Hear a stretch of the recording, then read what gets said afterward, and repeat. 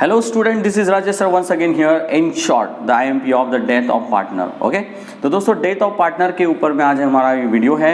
हम आज इसको शॉर्टकट में डिस्कस करने वाले हैं कि कैसे अपना पोर्टफोलियो बनाएं, कैसे पेपर को सॉल्व करें और कैसे हम लोग स्कोर कर सकते हैं.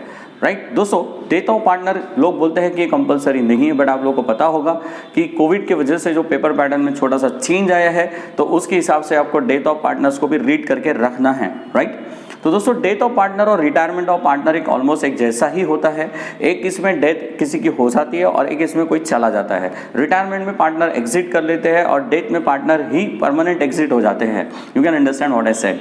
तो दोस्तों अभी हम लोगों को इस डेथ ऑफ पार्टनर के अंदर में जब पढ़ाई करनी है तो किस टाइप का पोर्टफोलियो हम लोगों ने बनाना है. दोस्तों मैं हर बार पोर्टफोलियो की बात करता हूँ. पोर्टफोलियो का सिंपल मतलब है कि आपको इतने सारे क्वेश्चन पढ़ने से अच्छा आप अपने लिए सिलेक्टेड और इंपॉर्टेंट क्वेश्चंस को ही पढ़े जो आपके लिए बेनिफिट करता है, और कम समय में हम अभी तक इसी चीज़ों पे ज़्यादा फोकस करें तो ज़्यादा अच्छा होगा. This is why I always use to suggest portfolio to make for learning. Okay दोस्तों, डेथ ऑफ पार्टनर के अंदर पोर्टफोलियो किस पैटर्न का बनना चाहिए, I want to tell you something about it. सबसे पहली बात तो एक चीज़ याद रख लीजिए कि एडमिशन, डेथ और रिटायरमेंट जैसे क्वेश्चन और इवन डिसोल्यूशन, ये जो पार्टनरशिप सीरीज है, इस वाले जो चैप्टर्स है, इसके अंदर में आपको दो टाइप की चीज़ों को ज़्यादा फोकस करना है. एक जर्नल एंट्री वाले क्वेश्चन और एक न्यूमेरिकल बेस्ड यानी कि प्रैक्टिकल लेजर बेस्ड क्वेश्चन.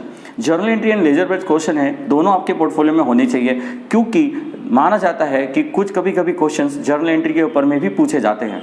तो दोस्तों वैसे ही हमारे रिटायरमेंट और डेथ वाले जो चैप्टर्स है, इसके अंदर आपको क्या करना है, तो इसके अंदर आपको दो क्वेश्चन एटलीस्ट सिंपल वाले, अगेन मैं फिर से बोलूँगा सिंपल वाले, यानी कि जिसमें टफ एडजस्टमेंट्स ना हो.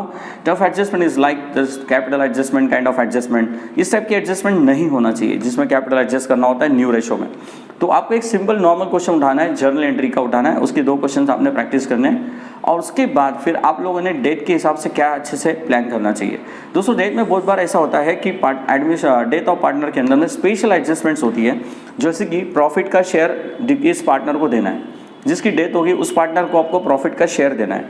दूसरा, आपको गुडविल की शेयरिंग करनी है, गुडविल की शेयरिंग करनी है.